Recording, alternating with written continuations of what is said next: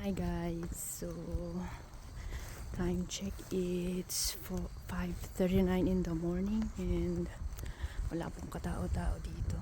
So ganitong oras po kami napasok sa trabaho, maaga. Ganito ang buhay dito sa Canada, kailangan mo talagang magising ng maaga kasi may pasok. Wala ka ng ibang makikita kundi puro mga bahay, sakyan. And ngayong season is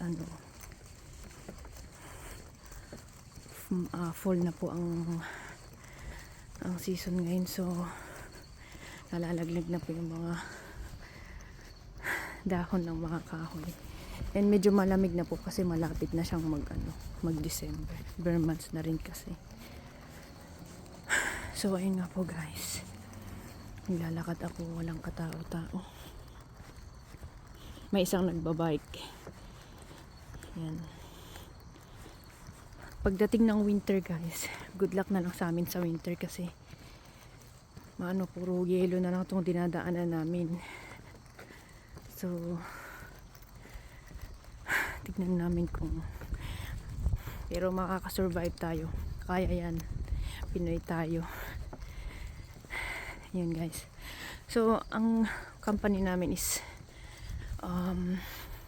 21 minutes walk from our apartment, so probably we need to walk because we don't have car, but it's nice to exercise namin sa umaga. Yun, mga tatlong street po yung madadaanan ko bago po ako liliko sa papunta sa company namin. Yung kagandahan dito sa lugar na to is tahimik siya. So we are here in Danville part, Danville Haldimand. Napakatahimik na lugar. Madilim-dilim pa. Mas lalo na sa winter. Wala ka nang makikita kundi puro yelo. So it's our first time to experience winters. Excited na po ako. Yan. Pagdating mo ng trabaho, sa company, upo ka na ng konti, tapos pasok na ulit. Ganun talaga ang buhay OFW. Kaya yan. Kinaya natin ang ilang taon, kaya kakayanin pa para sa kinabukasan. So guys, susunod na video ko pala is i-share ko sa inyo yung mga kailangan mong gawin pagdating mo dito sa Canada, yung mga na-experience ko, yung mga natutunan ko. I-share ko po sa inyo para at least meron po kayong idea. Yan, yung pag-apply nyo dito sa Canada. Lahat ng mga red flags na kailangan iwasan para iwas scam. So, salamat guys, and antayin ko po yung malapit na rin akong lumigo.